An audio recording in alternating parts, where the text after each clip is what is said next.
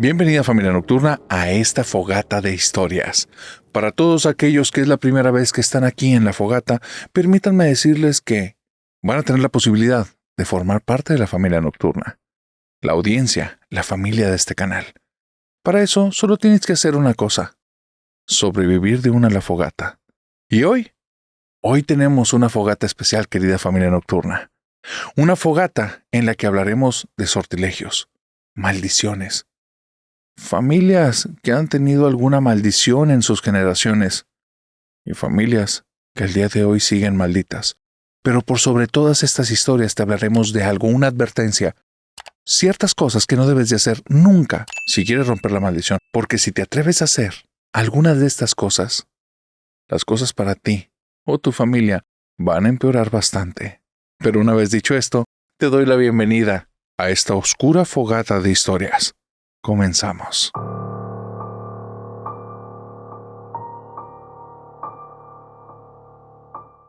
Si te gustan las historias de venganza desalmada, te vas a deleitar con esta. Amparo me mandó una historia. Me dice Amparo que ella tiene un don que disfruta mucho. Un don que ella al día de hoy la hace sentirse poderosa y con fuerzas. Dice Amparo que ojalá que aquellos que la conozcan después de escuchar esta historia sepan con quién están tratando y tengan cuidado. Porque Amparo, desde muy pequeña, vivió algo que la marcó para el resto de su vida. Amparo es una suscriptora de este canal y me cuenta que cuando ella era joven vivió una situación muy fuerte que la marcó al día de hoy, porque no se ha detenido desde entonces. Amparo tenía cerca de unos 16, 17 años y estaba profundamente enamorada de un desconocido. Eran otros años. Amparo al día de hoy es una persona mayor y vivió en unos ayeres en una familia que la retenía mucho dentro de su casa. Y aparte ella tenía cierto problema para controlar sus emociones, lo dice de manera abierta. Había un sujeto que pasaba todos los días cerca de entre 3 y 4 de la tarde, todos los días pasaba en traje con una maleta justo enfrente de su casa. Amparo se sentía que estaba encerrada, que no tenía amigos, y lo veía pasar una y otra vez. Después de un año, estaba profundamente enamorada de él. No sabía su nombre. Era el tipo del traje gris. Ese sujeto que pasaba ahí frente a la casa. Con esos ojitos tan lindos, con esa sonrisa que hacía que Amparo en las noches hasta comenzara a sentir mariposas en su estómago. Al día siguiente, estaba ahí, media hora antes frente a la ventana, esperando a ver si el tipo del traje gris volteaba en algún momento hacia la casa. Y Amparo se quedaba con toda la esperanza que algún día se cruzaran las miradas y él se diera cuenta de lo mucho que ella lo quería, lo amaba y lo deseaba. Porque Amparo tenía muchas emociones hacia esa persona y comenzaba a tener tantas y tantas y tantas fantasías en su mente. Se veía como pareja, se veía con hijos, se veía con él haciendo todo un futuro, caminando en plazas, inclusive lo veía ahí, adentro de esa casa, acompañándola todo el día en el cuarto, como si este sujeto no tuviera vida ni nada que hacer, pero es que ella, en esa edad y entre las circunstancias que vivía, tenía muy limitado su campo de cosas que pensar, lo integraba en sus cosas del día a día. Te digo esto para que entiendas. El nivel de profundidad de sus emociones le hizo una raíz tan profunda que prácticamente ella lo visualizaba en todos los aspectos de su vida, hasta el más pequeño e insignificante. Este sujeto ni siquiera volteaba a la casa. Muy probablemente estaba cruzando de punto A a punto B de la ciudad y era un punto transitorio y no tenía tiempo de estar volteando, se veía con prisa, pero Amparo no se dio cuenta. ¿Sabes de qué se dio cuenta, lamentablemente? Se dio cuenta que un día venía acompañando a la hermana de Amparo y venía acompañándola tomándola de la mano. Amparo sintió que el corazón se le fue al piso. Sintió una rabia, una cólera, unas ganas de hacerles daño. Y vio lo peor del caso, como este maldito desgraciado este embustero y traicionero, este hombre de poca monta sin palabra, se despedía de un beso en la mejilla de su hermana. No estaba con Amparo, no estaba teniendo la familia que él le había prometido en su fantasía, no estaba con ella en esos momentos profundos e íntimos que ella había soñado y deseado. Le estaba traicionando. Entonces se fue a su habitación y empezó a imaginar una y otra vez la misma escena. A este sujeto, que en ese momento le puso el nombre de Beto, imaginó cómo Beto iba caminando en una cuadra, se descuidaba, y un camión muy grande, con un tumbaburros enorme, lo golpeaba de lleno, y el golpe era tan fuerte que el cuerpo de Beto salía disparado de la camioneta, pero no salía completo. Le faltaba de aquí para arriba. Y ella se reía y se divertía, y era como si tuviera control de una película, porque apenas terminaba esa escena, la regresaba y le volvía a poner un play para volver a ver todo eso, cómo iba caminando distraído y entonces pasaba un camión, lo golpeaba de lleno, el cuerpo salía, caía al piso y le faltaba esta parte donde estaban esos ojos tan lindos, esa sonrisa tan agraciada. Esos cachetitos que ella alguna vez imaginó que los agarraba ya no estaban ahí. Era lo mínimo que se merecía ese desgraciado. A la semana siguiente, su hermana estaba muerta en llanto, quebradísima, no paraba de llorar. ¿Y Amparo? Amparo lo celebraba. Se ponía a reír, casi se ponía a cantar y a danzar en la casa, no enfrente de su hermana, en su soledad en su habitación. ¿Sabes por qué? Porque se enteró de un detalle. Un camión atropelló al sujeto del traje gris, a Beto, el nombre que ella le puso porque nunca le interesó conocer el real. ¿Sabes qué es lo peor? El cuerpo le faltaba una parte. Amparo nada más les dijo: díganle a la policía que busquen en el tumbaburros. Ahí debe de estar. ¿Sabes algo? Sí estaba ahí. Dice Amparo que desde ese entonces, cada vez que desea algo con demasiadas fuerzas, sea bueno o sea malo, ocurre, pero que especialmente siente que tiene un don para desear la muerte de las personas. Escuchamos, pero no juzgamos. Sin embargo, ¿qué harías tú con el don de Amparo?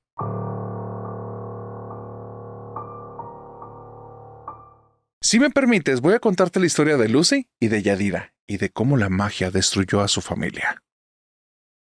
Y siguiendo el tema de estas malditas obsesiones y deseos ocultos, resulta que Lucía tiene una hermana de nombre Yadira, y me cuenta una historia que es dura, difícil y sumamente indigesta.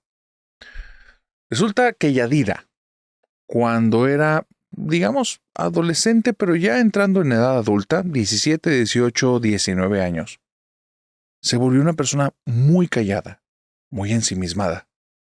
Inclusive con su familia empezó a ser muy hermética, no les contaba nada. Se pasaba gran parte del día en su habitación. Si salía era exclusivamente para cenar, para bañarse, y fuera de eso, nunca estaba en casa. Habitación, pocas interacciones, salida. Nadie sabía de su vida. Nadie sabía a qué le estaba dedicando el tiempo. Ni siquiera qué cosas quería hacer en esta etapa de su vida. Se había vuelto una persona prácticamente muda, ausente. Lucy, por su cuenta, estaba viviendo una etapa difícil. Cambió de carrera. Ya tenía 4 semestres en la carrera que estaba estudiando. Se dio cuenta que no quería eso. Cambia de carrera. Y mamá y papá están sumamente preocupados por ella, por su futuro, por lo que va a venir para la familia. Aparte, los gastos son tremendos. Haber hecho el cambio de carrera de una universidad a otra representó gastos para los cuales no estaban ellos preparados, y entonces han tenido que hacer un montón de movimientos para que esto funcione. ¿Qué provoca? Que no se dan cuenta a tiempo de esos cambios en su hija.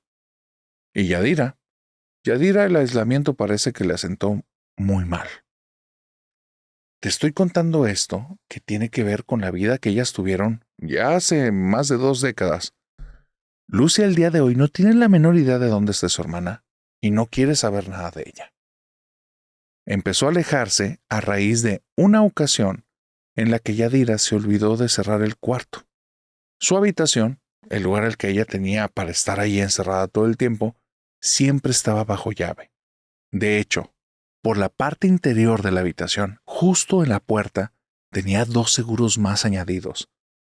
Yadira no quería a nadie ahí, y si ella estaba dentro, no quería que la molestaran, no quería convivir con nadie. Lucy en algún momento intentó tener interacción, hablar con ella, pero esto no se dio. Y un día, Yadira se le olvidó cerrar la puerta. La dejó entreabierta. Lucy se inventó excusas. Se inventó razones para entrar ahí. Que estaba buscando una pluma, que era más que evidente que no iba a estar en la habitación, y que tal vez, está casi segura, que una carta que le había dejado su novio, está casi segura que le había dejado en algún día en la habitación de Yadira y ahí podía estar. Mentiras. Quería ver qué tenía su hermana. Y al día de hoy no sabe si está arrepentido o no, pero le dio tanto miedo lo que se encontró adentro, que empezó a alejarse de su hermana hasta que el día de hoy, te lo vuelvo a decir, no tiene idea de dónde está y no le importa. Cuando entró en la habitación, se topó con un ambiente extraño. Un aroma a cera quemada, a un lugar que huele donde ha habido muchas velas encendidas durante mucho tiempo. El techo tenía un tipo como de barniz extraño y muchas marcas como de algo quemado ahí, pero eran pequeñas marcas, les tenías que prestar atención. El lugar se sentía raro, un aire espeso y denso a la vez, algo difícil de respirar. Los aromas de ese lugar eran extraños, no era como el resto de la casa, era como si hubieras entrado en algún tipo de burbuja en la que te llevaba a un lugar en el cual no eras bienvenido, en el cual estabas siendo vigilado, y algo que estaba ahí no te quería. La sensación de amenaza inminente estaba en ese lugar, en cada esquina, y ella no entendía porque apenas había una cama, un escritorio y el lugar que estaba designado para la ropa. La ropa de Yadira se supone que tenía que estar colgada ahí. A Luce se le hizo rara ver toda la ropa dobladita en el lado izquierdo de la habitación, justo en el piso. ¿Por qué está ahí tan ordenada? ¿Qué ocurre en el closet? Y una vez más se inventó razones. Fue caminando hacia el closet, abrió la puerta y se topó lo siguiente. Repisas en cada una de las paredes, formando como pequeños altarcitos. En cada uno de los altares tenía unas pequeñas estatuillas bastante aterradoras, que ella nunca ha visto, nunca ha buscado de qué son, pero dice ella que parecían monstruos como gárgolas, cosas que tenían cuernos, cosas que parecían como si fueran humanos, pero a la vez bestias, cosas con colmillos y con garras, todos humanoides, todos monstruosos y aterradores. Al lado de cada uno de ellos, fotografías de personas que eran o amigos de la familia, o familiares, o personas del vecindario. Todas las fotografías que estaban ahí, todos los sujetos a los cuales se les habían tomado, en los pasados 1.5 años, 2 años, les había ocurrido o una enfermedad, o una desgracia, o un accidente. ¿Sabes qué es lo peor? 2 o 3 semanas antes se enteraron que un vecino tuvo un accidente en casa, un accidente cerebrovascular, alguna situación en la que ellos entendieron como que se había caído, se había golpeado y eso finalmente terminó detonando en algo en su cabeza y quedó finalmente ciego. No saben a detalle porque no son personas tan cercanas, pero ¿sabes cuál es el problema? Que la fotografía de ese vecino estaba ahí y los ojos los tenía perforados. Cuando esto lo vio Lucy, le dejó de hablar por completo a Yadira. Le tenía miedo, le tenía pavor. ¿Sabes qué fue lo peor? Y esta fue la razón por la cual Lucy buscó desde muy joven irse de casa.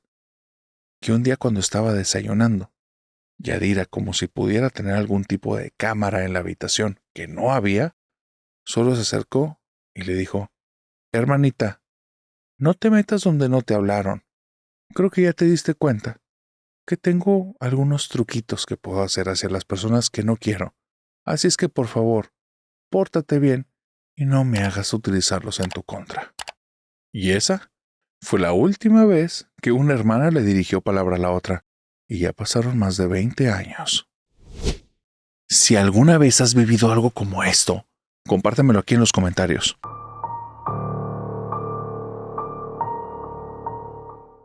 Imagina que de pequeña estás viviendo tu vida de una manera normal y bastante agradable, y un día vienen y te avisan que un familiar que no era tan cercano acaba de partir al otro mundo. Pero tú no les crees, porque lo estás viendo en ese momento con tus propios ojos, y ellos no. Esa es la historia de Estrellita, y aquí vamos a contarla. El mundo de lo espiritual, o de lo sobrenatural, es un mundo del cual nos faltan muchos datos. Hay muchas conjeturas, hay diferentes hipótesis y hay muchas ideas en torno a por qué ocurren tal o cual cosa. Pero esta historia que te voy a contar es una de esas tantas historias que nos hacen pensar que independientemente de las teorías, puede ser que sí haya algo más allá de la vida. Resulta que Estrella, la señora Estrella, porque al día de hoy es una persona de 35 años que es madre de familia, tiene muy presente una anécdota que vivió cuando era niña, cuando era Estrellita. Cuando ella era Estrellita y tenía alrededor de 5 años, vivió su único encuentro paranormal que ha tenido en su vida. Y fue algo tan bonito que la marcó para que al día de hoy sepa que del otro lado hay alguien más esperándola. Resulta que había una tía abuela que ya estaba muy grande en ese entonces, no sé exactamente qué edad tiene, pero era una persona que ella apenas la vio un par de veces en su vida. Siempre estaba malita, delicada de salud, y justamente la abuela de Estrellita, la sobrina de esta tía abuela, era la persona que le estaba cuidando. Un día se entera de que fallece, y ya. Cuando Estrellita tenía esta edad, no tenía tanto apego con esta persona, y más bien para ella fue uno de los primeros momentos en los que se encontró con el tema de la muerte.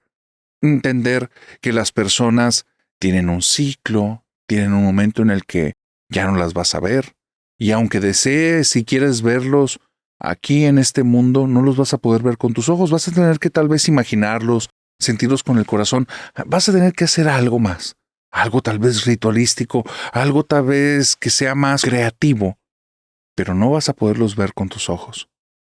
Pero ahí, cuando esa creencia se la puso su mamá y le dijo, tu tía abuela estaba muy malita, ya fue a mejor lugar y luego las vamos a ver, pero ahorita tú la puedes recordar en tu corazoncito y puedes verla ahí.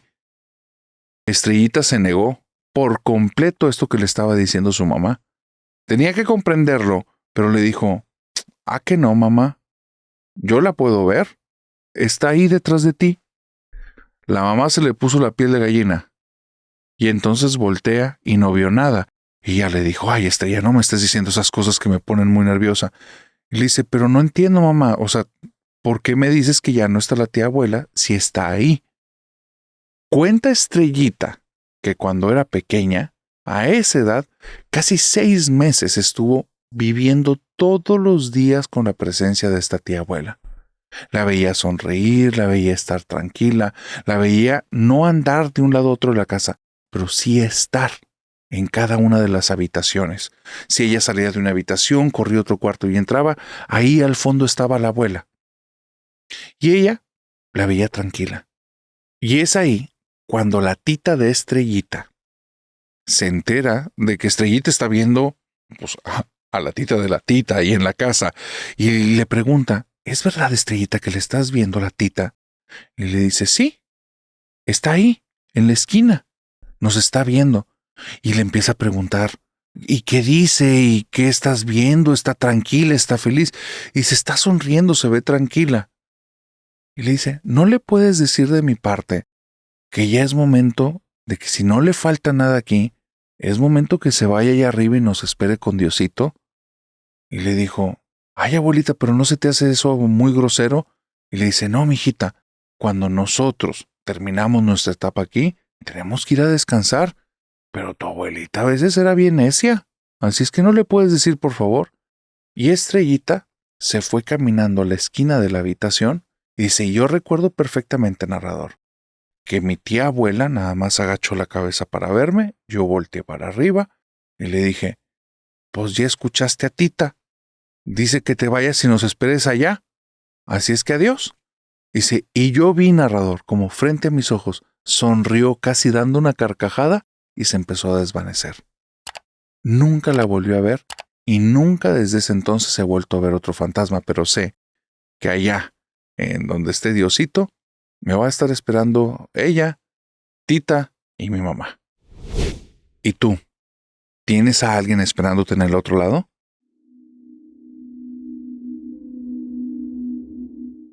Esta historia que estoy a punto de contarte es la historia del odio que va más allá de la vida, del odio que te va a perseguir inclusive después de haber muerto, del odio que nunca te va a dejar descansar en paz. Lamentablemente, le tocó vivirla a Gretel, y aquí vamos a contar su historia. En este episodio que te estoy hablando de familias y de situaciones que viven las familias, no podía faltar esta historia que estoy a punto de decirte. Es una historia que tuve que escucharla un montón de veces. Así es que, para las personas que me enviaron esta situación que vivieron, tuve que hacerle un montón de modificaciones, porque ya saben, aquí cuidamos la cuestión del anonimato.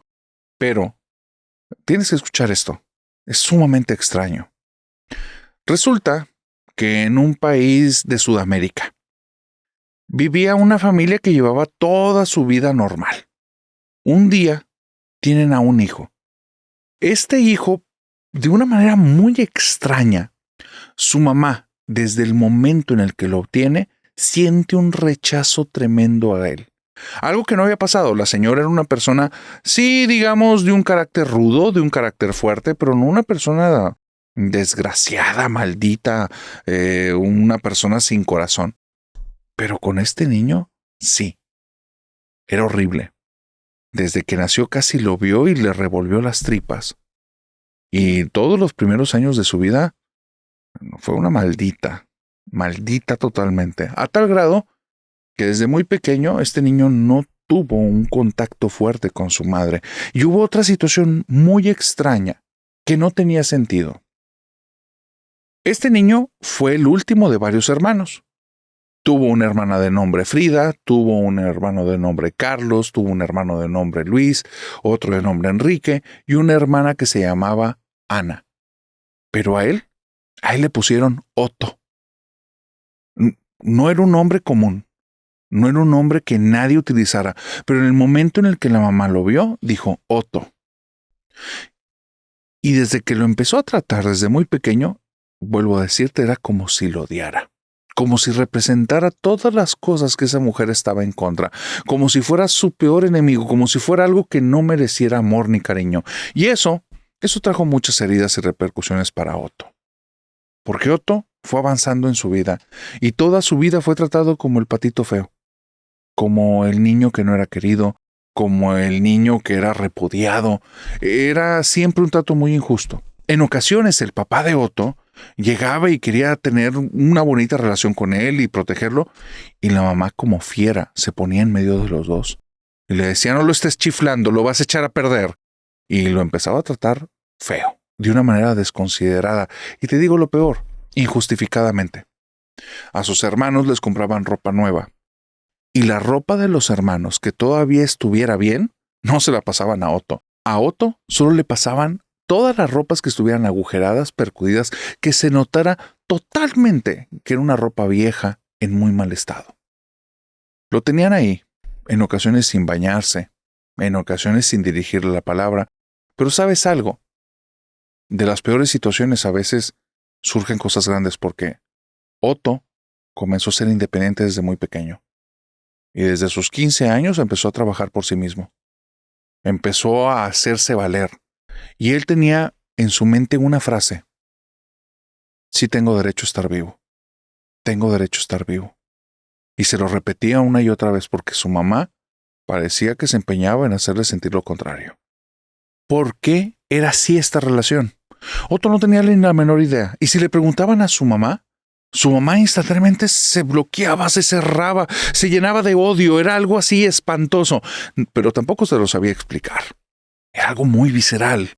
Era algo que venía desde las entrañas o desde más atrás que eso. Ahorita me vas a entender. Fue avanzando la vida de Otto y Otto fue un tipo al que le empezó a ir muy bien. Lamentablemente, cuando te han dañado tanto de pequeño, hay heridas muy profundas. Y Otto se notaba a sí mismo como una persona que en ocasiones era voluble, determinado, tenía su negocio, le empezaba a ir muy bien, pero se sentía a veces inmensamente triste, inmensamente solo. Conoce a Elvira, y hacen una pareja hermosa. Y Elvira es una persona que también ha tenido una vida dura, diferentes situaciones, diferentes circunstancias, pero embona también con Otto. Es como si entendiera su soledad y su dolor. Y empiezan a tener una relación más allá de perfecta, una relación de mutua compañía. Ambos son un bálsamo el uno para el otro. Y de esta relación tan bonita, de este bálsamo entre Otto y Elvira, surge un angelito. Gretel. ¿Por qué carajos eligió ese nombre que no es un nombre común? No tienen la menor idea, porque la vio y apenas la vio, lo expresó. Y sabes algo, y esto es muy raro, y Elvira, la esposa de Otto, no lo sabe explicar bien ni al día de hoy. Y ella dice, nosotros ya habíamos platicado, ya sabíamos que íbamos a tener una niña, y habíamos decidido que le íbamos a poner de nombre Paz. Nos gustaba, era un nombre que se nos hacía bonito. Nuestra niña se iba a llamar como algo que los dos queríamos, Paz. No tienes idea, narrador, de cuántas veces lo platicamos. Y en el momento en el que la vio, dijo Gretel. No quise oponerme. Nuestra niña se llamó Gretel. Jamás lo había mencionado. De todas las listas de nombres que habíamos utilizado, nunca mencionó ese tal Gretel. ¿Por qué quiso eso? No sé. Pero no te vas a creer qué pasó después. Otto y Gretel tenían una relación tremenda, un cariño especial. Era como si en el momento del nacimiento de nuestra niña, una parte que Otto había perdido se reencontró con él. Es lo que te puedo decir, porque se veía que él disfrutaba estar en compañía de su hija. Pero más allá de un simple papá, era como si hubiera recuperado algo.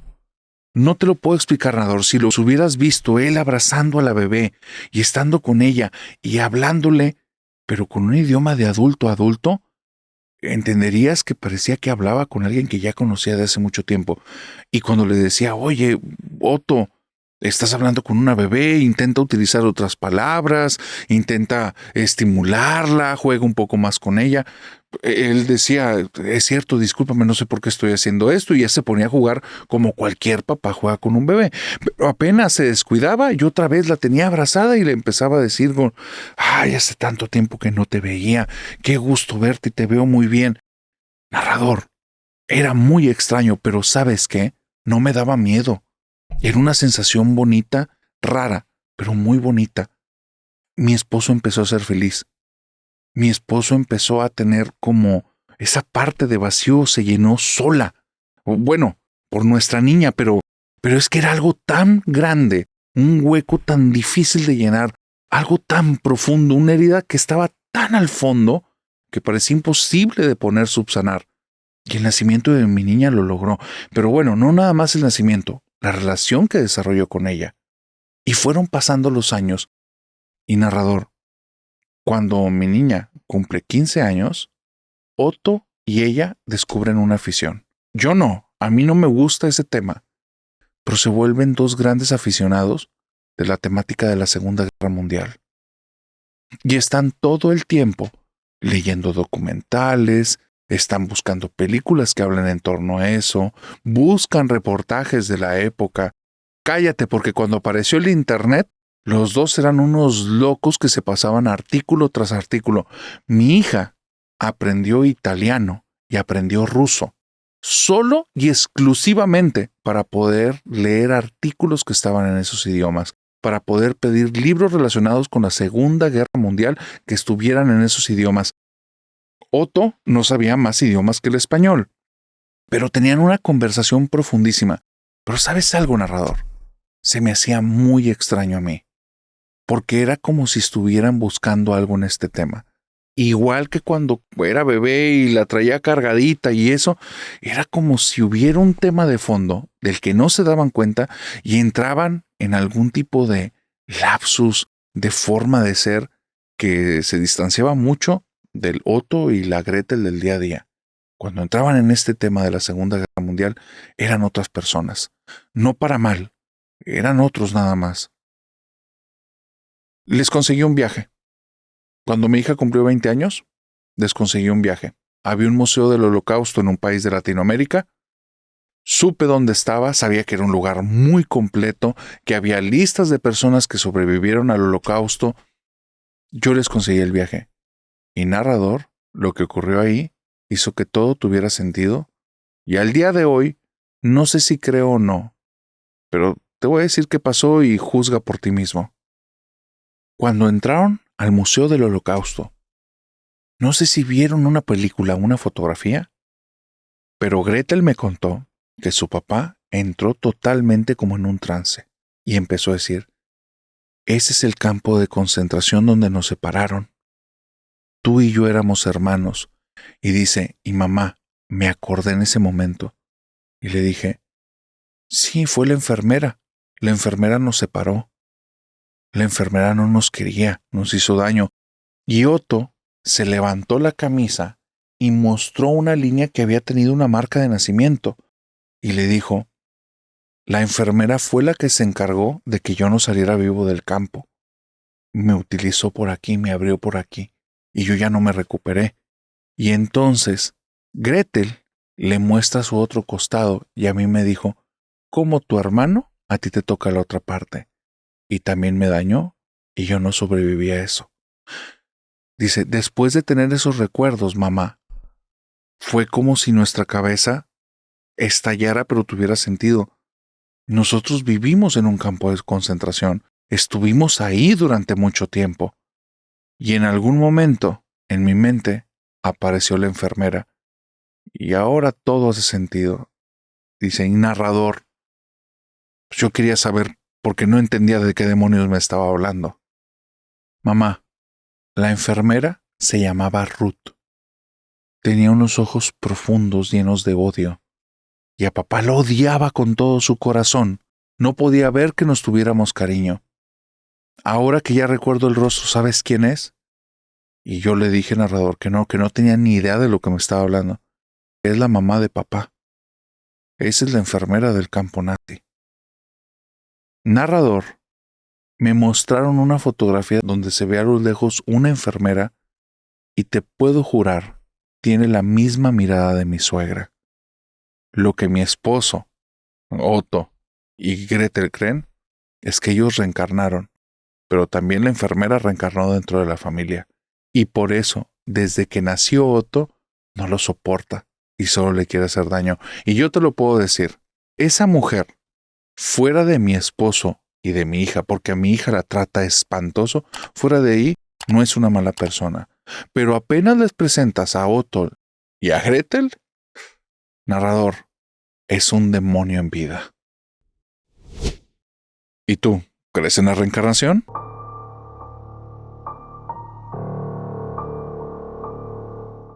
Cuidado.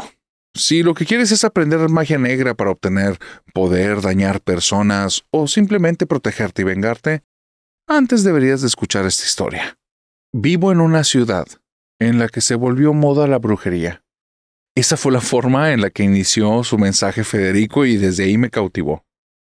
Me decía narrador, vivo en una ciudad en la que la brujería se volvió una moda, en la que jugar Ouija, invocar espíritus, tener pláticas en torno a cuestiones así como demoníacas, fantasmas, poderes mágicos, era parte del día a día y no había ahí ninguna cuestión como que se viera mal.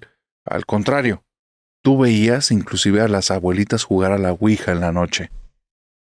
No pienses que es una ciudad de pesadilla. No sé por qué se instalaron estas modas. No me tocó a mí saber cuándo iniciaron, pero yo desde que era pequeño era bastante normal en mi ciudad.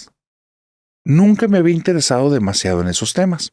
Conocías por la anécdota de aquí, la anécdota de allá, pero te digo la verdad, desde mi perspectiva, eran simples tonteras y juegos.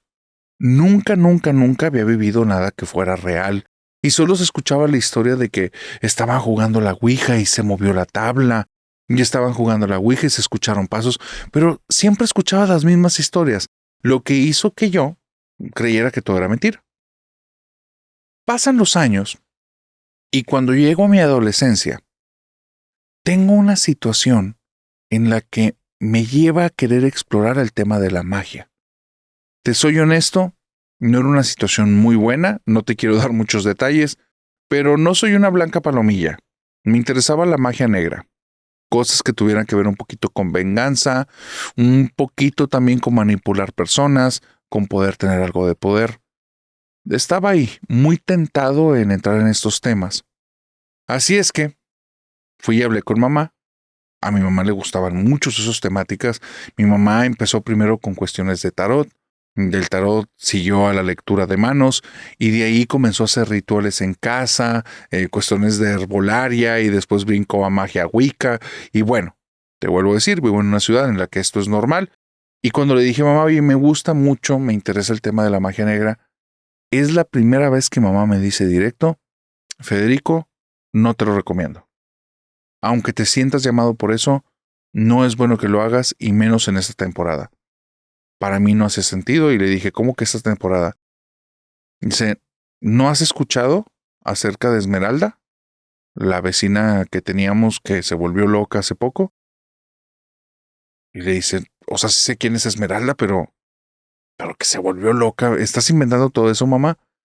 No, Federico, deberías de preguntar más. Pregúntale a tus amigos. Todo el mundo estuvo hablando de Esmeralda hace como un mes y medio, y no te enteraste nada. Dice, no, nada. Pregúntale a tus amigos. Yo creía que mi mamá me estaba jugando algún tipo de broma pesada, aunque no era su costumbre, alguna vez había hecho alguna bromita media pesadona, esconderme cosas, asustarme en casa, y yo creía que aquí simplemente se le estaba dando su lado oscuro. Y me llevé una sorpresa. Cuando voy con mis amigos de la escuela y les pregunto acerca de Esmeralda, todos me dicen la loca que invocó demonios. Y yo les digo, o sea, ¿sí hay una historia de Esmeralda? Y todos, ¿cómo que no sabes lo que le pasó? Pues la metieron al manicomio, mano. Narrador, te voy a contar qué fue lo que pasó. Y desde ahí no he querido jamás volver a meterme al tema que tenga que ver con magia negra. Resulta que la historia de Esmeralda tiene que ver más allá de la magia negra. Esmeralda vivía solo con su papá. La verdad es que yo esa chica ni la tomaba en cuenta. Es vecina de un par de cuadras más allá de la casa. Sí la ubico, pero la ubico porque era bien rara. Esmeralda no le hablaba a nadie. Esmeralda, si de repente ibas pasando cerca de la casa, te empezaba a chistar. Y si se cruzaba la mirada con la de ella, te hacía caras. Si tenía oportunidad, se salía de la casa y te empezaba a seguir y seguir y seguir hasta que te metías en la casa y después se iba tras otra persona y se ponía a seguirla. No era una chica como agradable, era rara. Entonces cuando me dicen loca, pues más de lo que ya estaba, pero no, narrador, la historia estaba muy fuerte. Resulta que ella vive con su papá. ¿Y sabes qué? Su papá abusaba de ella en todos los sentidos. Yo no sabía. No sé si los demás sabían desde hace mucho, pero el punto es que yo nunca había escuchado de eso. Solo sabía que ella estaba media loca. Y un día el papá desaparece. Nadie sabe qué pasa con él.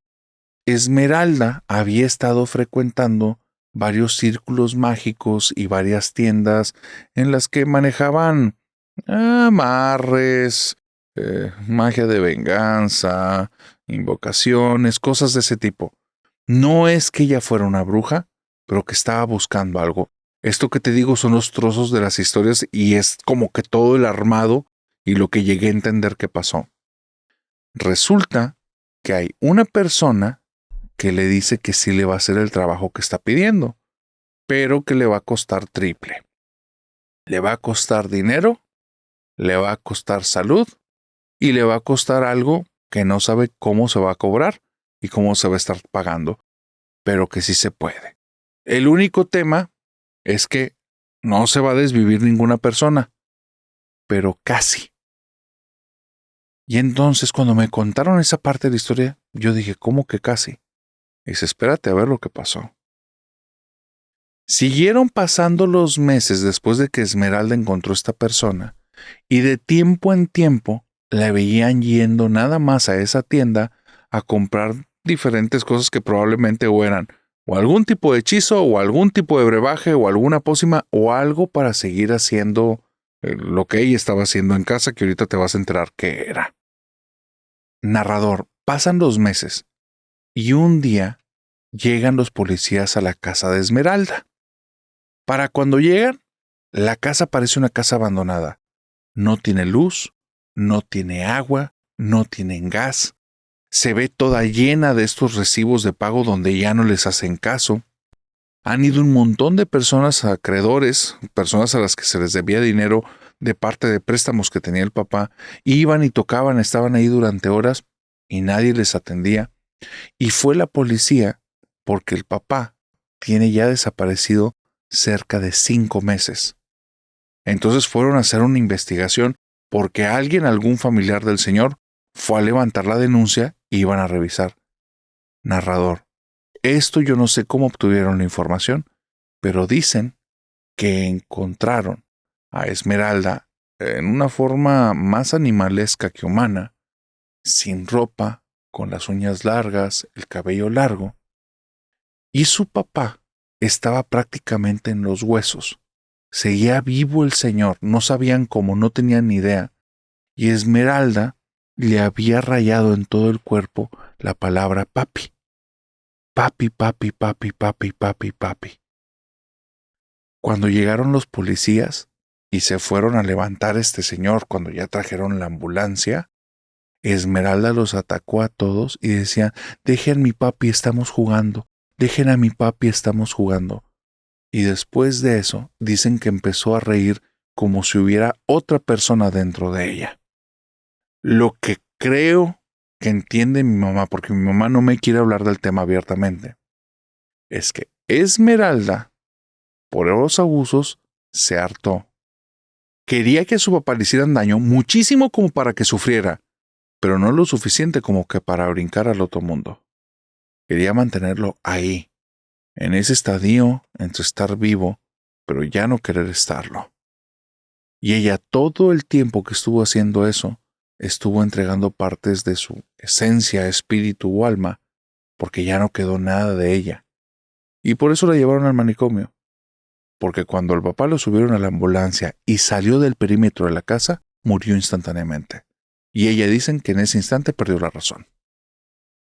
Así es que, narrador, parece que voy a seguir con la idea de mejor ya no entrarle a cuestiones de magia negra, porque, no sé, no me dan tantas ganas de perder mi esencia. ¿Y tú qué harías en el lugar de Esmeralda?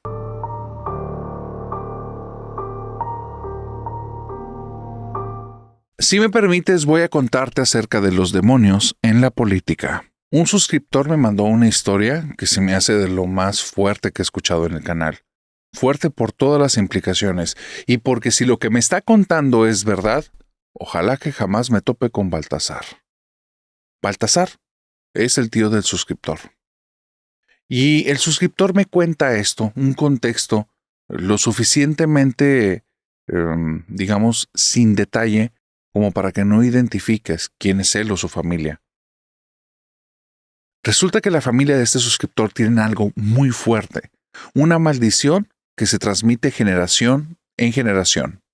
En esa familia, desde que cumples 10 años, se tiene una plática muy seria contigo y se te dice, existen los fantasmas, existe la brujería y existen los demonios. Y nosotros tenemos en custodia a uno que se supone que no tenemos que liberar. La familia de este suscriptor vive mal. Si no son primero por problemas económicos, van a ser problemas de salud, y si no son problemas que tienen que ver con relaciones de pareja, con amistades, con traiciones, pero son familia que nunca tienen estabilidad. Y esto lo tienen pasando de generación en generación. Dicen que dicho demonio es el causante de todos esos, pero que es mejor vivir así, miserables y estar mal, pero continuar con la promesa que se hizo en la familia hace más de 10 generaciones. Ellos conservan, o, por lo que entiendo, conservaban, un libro que tenía una moneda en la pasta de arriba, una moneda en la parte de abajo, y tenía algún tipo de tira hecha con cuero, y otros tipos de telas y metales, que era lo que hacía que dicho libro estuviera cerrado. Estaba prohibido abrir el libro, muchísimo más prohibido leer el libro, pero lo que definitivamente nadie debería de hacer era quemar el libro. Se decía que ahí ese libro contenía los secretos que alguna vez este demonio se lo dejó a un familiar y que después un hermano, para poder detener el mal que esta persona causaba, encerró a dicho demonio dentro del libro y juró que él y sus descendientes iban a ser simplemente personas que iban a tenerlo ahí en custodia. Hasta que nació Baltasar. Baltasar era un sujeto ambicioso. Baltasar, desde que tenía sus 11 y 12 años, a diferencia del resto de la familia que solo asumía eso como una realidad y veía todas las vicisitudes como algo hasta heroico, Baltasar preguntaba, ¿y por qué no nada más quemamos el libro, lo dejamos libre y vivimos mejor? Y entonces decían, Baltasar, pero no entiendes la misión que tenemos como familia. Y yo sé que para muchos de ustedes esto no hace mucho sentido, pero esta familia se tomaba eso, digamos que con mucho ahínco, con una credibilidad total. Ve tú a saber si es verdad o no, pero ellos lo vivían como tal.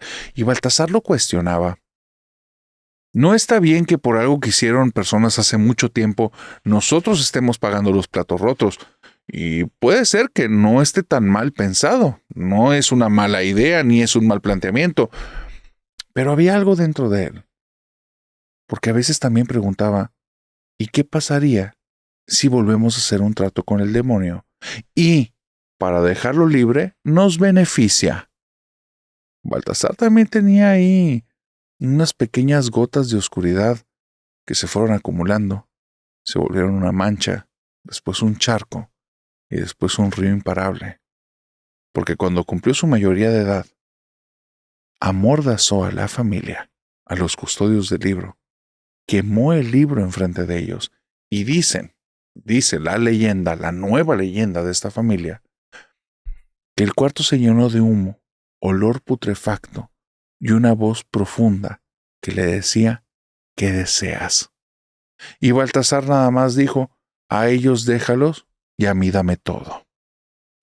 Baltasar es muy extraño, porque para ese entonces él no tenía estudios ni siquiera de secundaria, aun cuando ya era una persona adulta, y de repente encontró una brecha que fue construyendo de manera muy rápida una carrera política en su país. Y se colocó altos mandos, parecía como si tuviera un don de gentes, cosa que no tenía antes. Antes solo tenía la ambición y esa oscuridad, ahora había algo más. El suscriptor quiere permanecer anónimo. Te voy a decir por qué. Porque Baltasar al día de hoy está activo. Baltasar al día de hoy es una persona que está metida en la política de su país. Y se le han conocido ciertas cosas a Baltasar.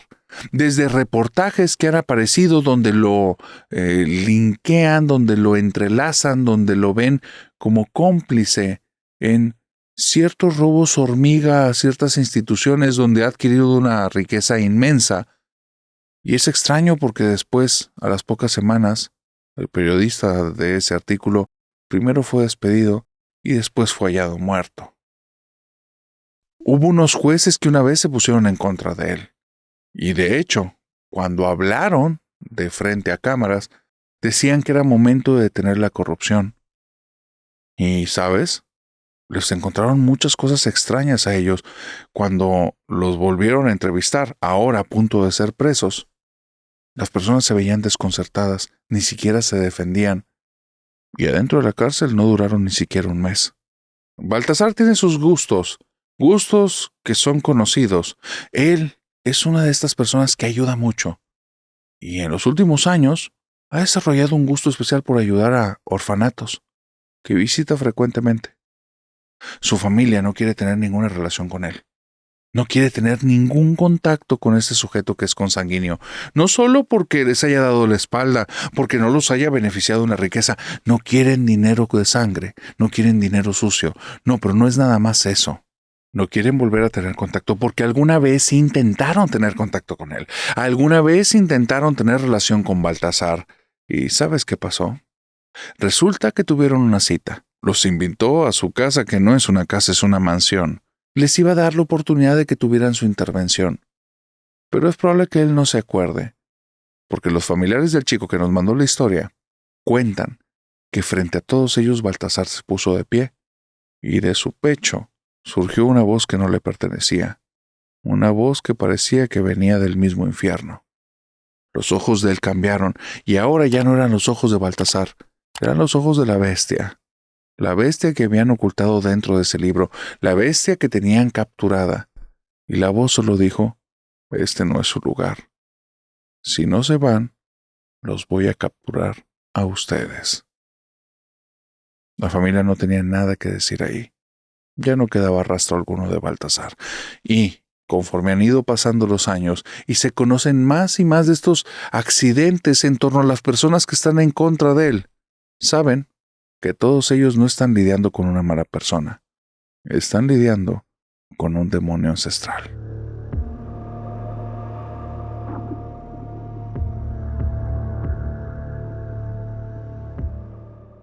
Si me permites, voy a contarte la historia de la posesión de la tía Lola. En este episodio que te he contado historias acerca de familias que tienen ciertas maldiciones, leyendas familiares y familias malditas y sortilegios extraños, no podíamos cerrar sin esta historia. Resulta que en la familia de Nancy todos conocen una leyenda, y es la leyenda de la abuela Lucilda. No es una leyenda antigua, Tendrá unos 30, 40 años desde que se volvió pública para la familia. Me dice Nancy que en su familia creer en lo paranormal es 100% un hecho a raíz de esto que estoy a punto de contarte. La abuela Lucila era una chica que era, digamos, bastante rebelde. Una chica que tenía una forma de ser muy líder, muy echada para adelante, y no le gustaban las estructuras sociales de que la imponían a ser de tal o cual manera. A ella le gustaba ser como ella era y ya. Esto que te voy a decir ocurrió por allá del 70 y tantos. No recuerdo exactamente la fecha porque se manejaban las cosas diferente ahora y me vas a entender por qué. La abuela Lucila tenía un novio. Este novio era fanático de las películas de terror. Y entonces escucharon acerca de una película que estaba a punto de estrenarse. No sé si por primera o por segunda vez, o si era el momento en el que ellos la iban a ir a ver, pero ya tenía mucho tiempo en cartelera, porque antes las películas en cartelera duraban muchísimo más de lo que duran ahora. El punto es que fueron a ver El Exorcista. Habían escuchado muchas cosas, que las personas salían de ahí poseídas, que se te aparecía el mismo diablo, que habían muerto personas en las salas del cine. Y eso hacía que aunque Lucila le gustaban las cosas con adrenalina y le gustaba hacer las cosas a su manera, sentía que ahí estaba corriendo un riesgo innecesario. Sin embargo, su novio estaba obstinado que tenían que ir a ver la película. No sé cuánto tiempo pasó desde el estreno, pero fueron. El día que fueron a la película, el cine seguía lleno. En ese tiempo, todavía se utilizaba algo que se llamaba permanencia voluntaria en algunas partes de algunos países. Eso significaba que terminando una película, te podías quedar ahí sentado en la sala para volverla a ver y no se te cobraba extra. Métodos, estilos, formas de antes. Esta película tenía la permanencia voluntaria. Cuando ellos entraron a la sala, se toparon con el lugar casi repleto y había personas que se habían quedado ahí desde 2 funciones atrás y los veías y los notabas porque se veían mal. Una persona con ojos abiertos que no se mueve nada en la silla y la pantalla estaba en blanco, la luz estaba tenue. Daba miedo el lugar, daba mucho miedo. Lucila seguía pensando que no hacía sentido estar ahí y ver personas de esa manera no le daban como nada de tranquilidad. Se sentaron en 2 asientos, al lado de ellos había 2 asientos vacíos, eso le dio bastante paz, y comienza la película. Conforme va avanzando la película, Lucila siente tensión, pero la verdad es que tenía la expectativa tan alta que lo que va viendo ahí no le genera tanto miedo. Sin embargo, su pareja en lugar de estarse emocionando, gritando y estar como asustado, conforme va avanzando la película, está cada vez más enojado. Pero enojado, profundamente enojado. Y ella lo nota porque aunque no es una experta en lenguaje no verbal, ya lo conoce. Ya lo conoce porque tienen 3 años juntos, ya hablaron acerca de que se van a comprometer y quieren hacer juntos una familia, entonces andan en planes ya serios, ya saben con quién están tratando. Y ella comenzó a notar que él se estaba molestando cuando vio que se cruzó solo una mano y empezó a morderse las uñas del índice de su mano derecha. Cuando empezó a hacer eso y después frunció el entrecejo y siguió haciéndolo, dijo, esto va mal.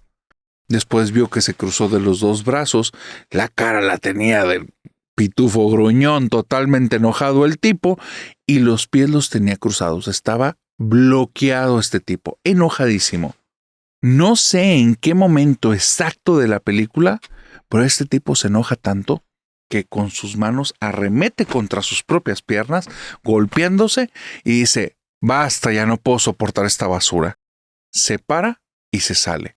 Eso, simple y sencillamente, dejó a Lucila boquiabierta. 1.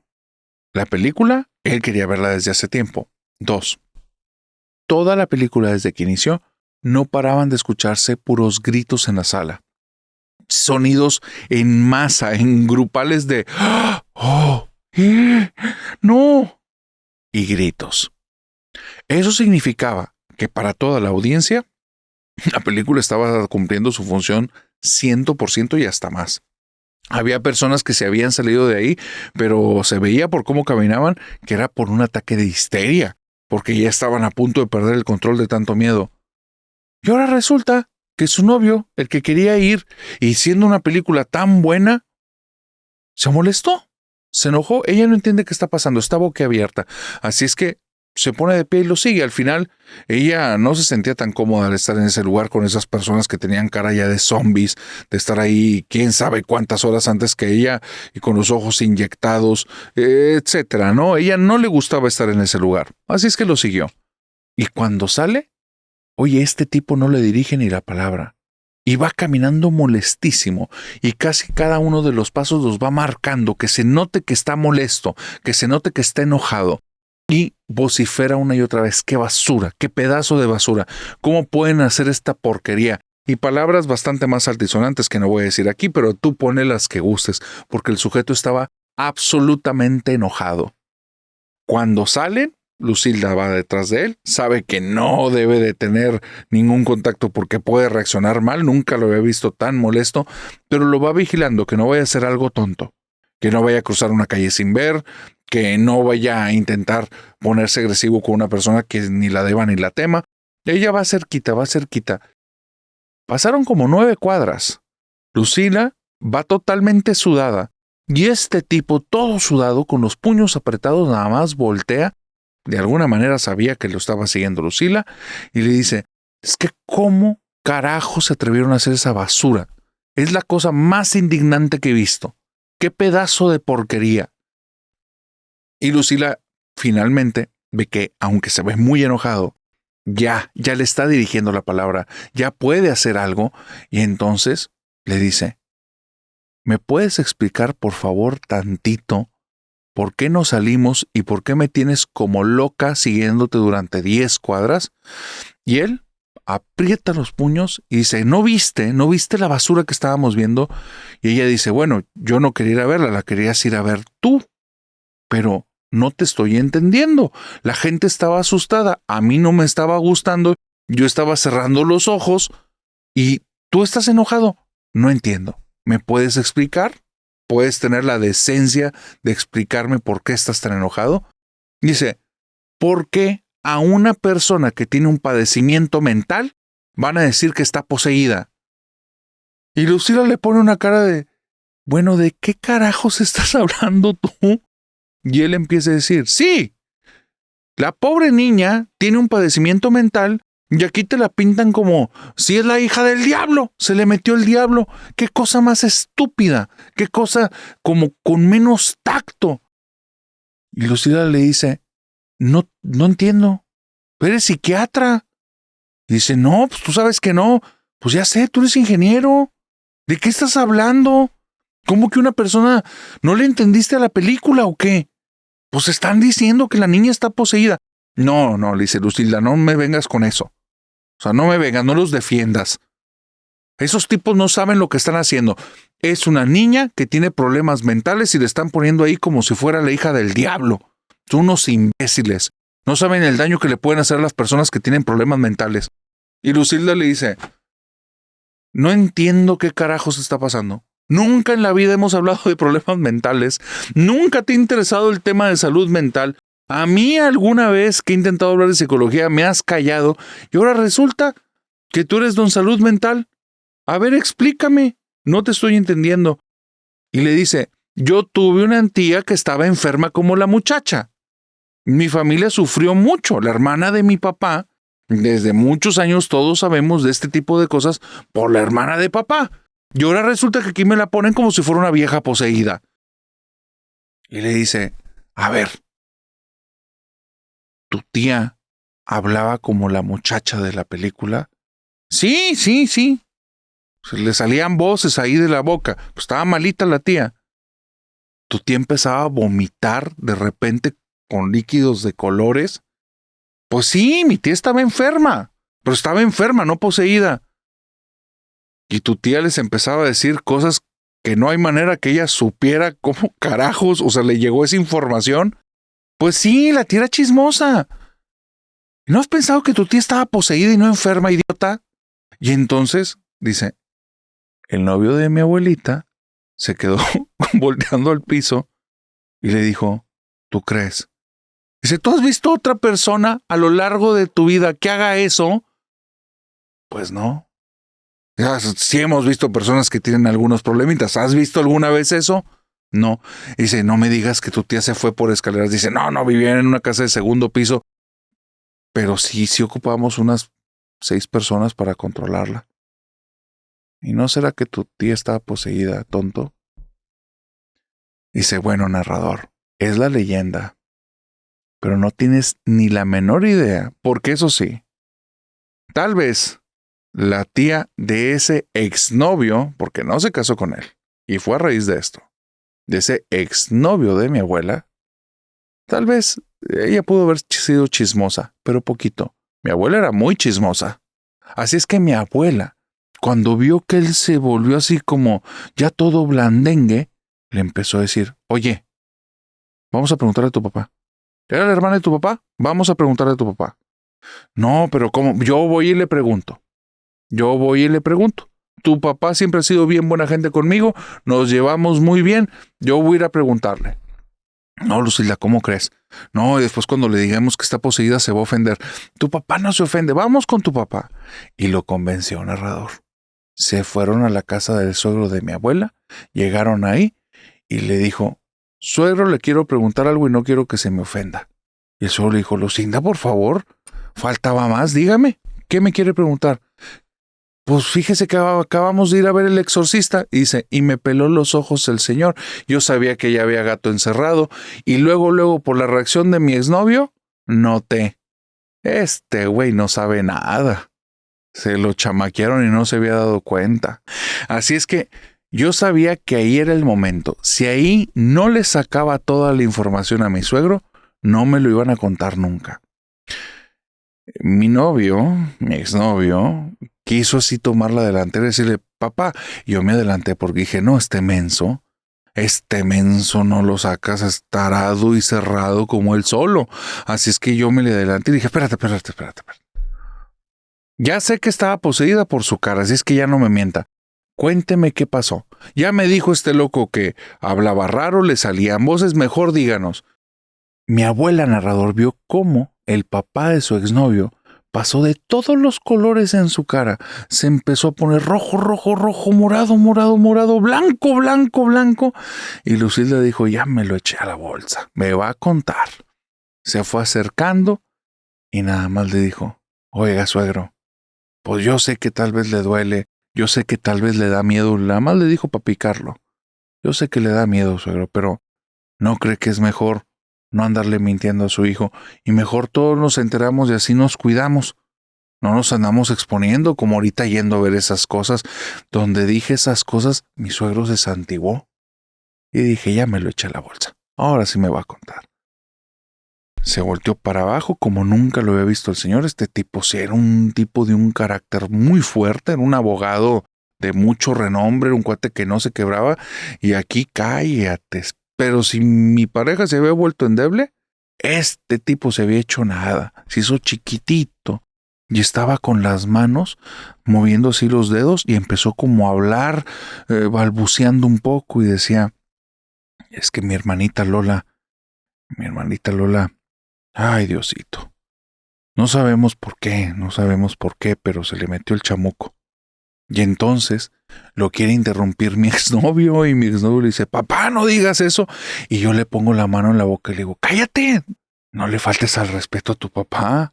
No le faltes, el Señor nos está contando, le está costando mucho y tú con tus cosas, déjalo hablar. Yo conozco a mi abuela narrador. Ella nada más lo que quería era que le contaran todo el chisme. No, si la abuela Lucinda era canija. Entonces, pues dice que siguió el suegro y empezó a contarle que de repente la hermana Lola llegó a la casa y se empezó a reír sola. Empezó a hacer risas raras y creían que estaba haciendo alguna broma, pero después en la madrugada veían cómo se paraba de la cama y se ponía al lado de cada uno de los hermanos y de los papás y se les quedaba viendo. Y después empezaba a balancear. Y se quedaba balanceando y a veces le encontraron hasta el amanecer así. De repente se quedaba muda, no decía nada. Y un día empezó a hablar con una voz bien rara. El señor dijo que como de señor. Y empezó a decir, ahí viene Gastón, ahí viene Gastón. Si quieren que se cure, dilen que se aviente ahí con los marranos y que se tome el agua de los cerdos. Y se empezó a reír como loca. Dice, cuando dijo eso le decían, Lola, ¿de qué estás hablando? Pues si Gastón no está aquí, Gastón va a venir la próxima semana. Y ella se siguió riendo. Narrador, como a la 1:30 llega Gastón. El tío Gastón, estamos hablando que era pues un familiar de los papás, del papá de mi suegro, pues, y vivían en otro país. Y ellos venían, pero avisaban con mucho tiempo y hacían una trayectoria bien larga. Eran otros tiempos, narrador.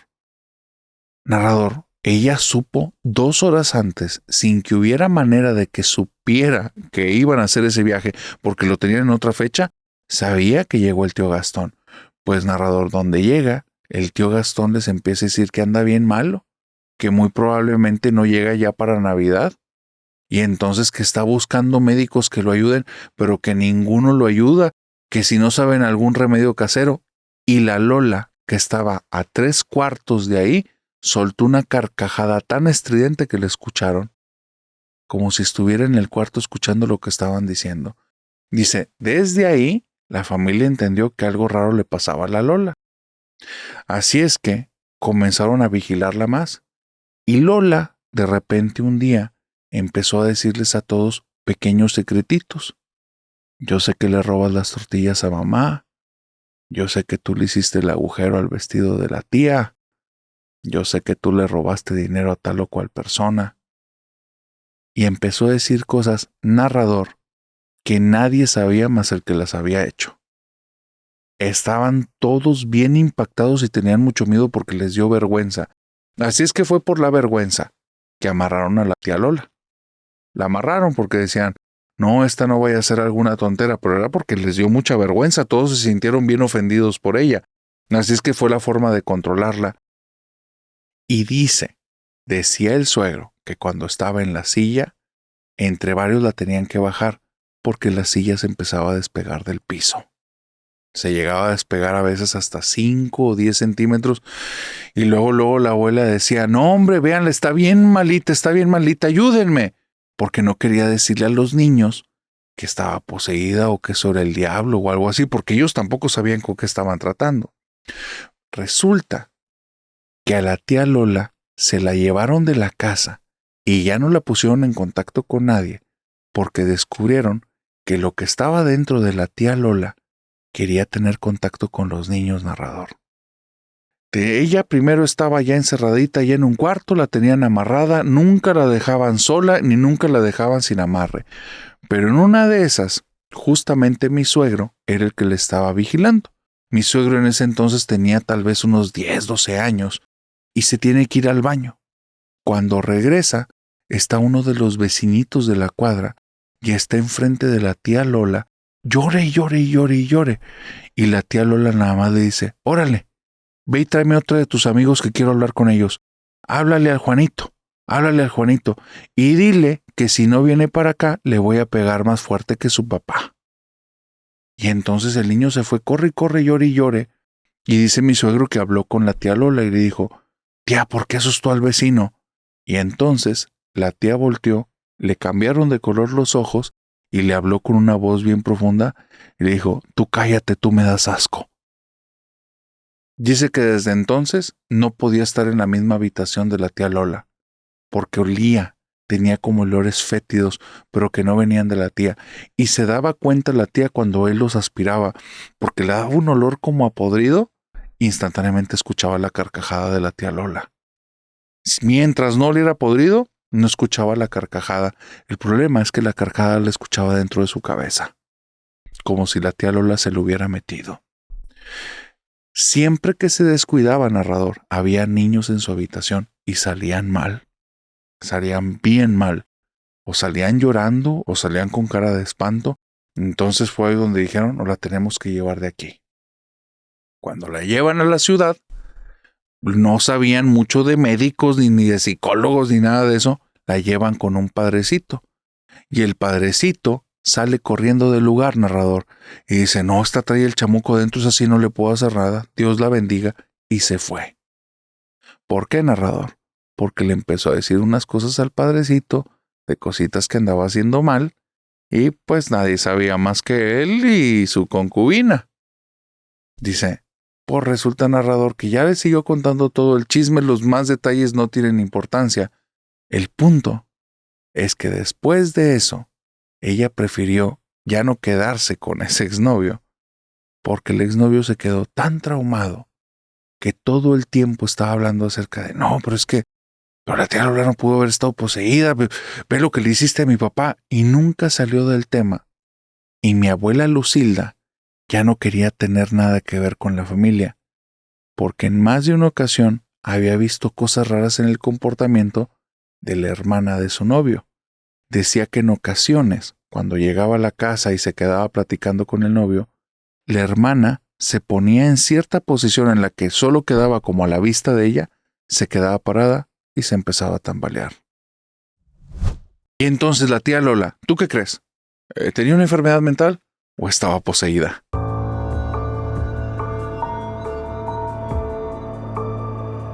Y con esta historia, querida familia nocturna, hemos llegado al final de esta oscura fogata de historias. Así es que, ya sabes, si esta es la primera vez que logras llegar al final de las fogatas, bienvenido a la familia nocturna. Y para todos aquellos que llegaron al final y ya habían llegado al final en otras fogatas, por favor, un segundo. Revisa la campanita, revisa por favor el botón de seguir, presiónalos para que nos sigas, te lleguen las notificaciones y nos veamos en el Sábado de Sombras, que ahora sí, regresamos con los Sábados de Sombras. Una vez dicho esto, querida familia nocturna, les deseo bonita semana. Nos vemos en el Sábado de Sombras y que tengan dulces pesadillas. Bye bye.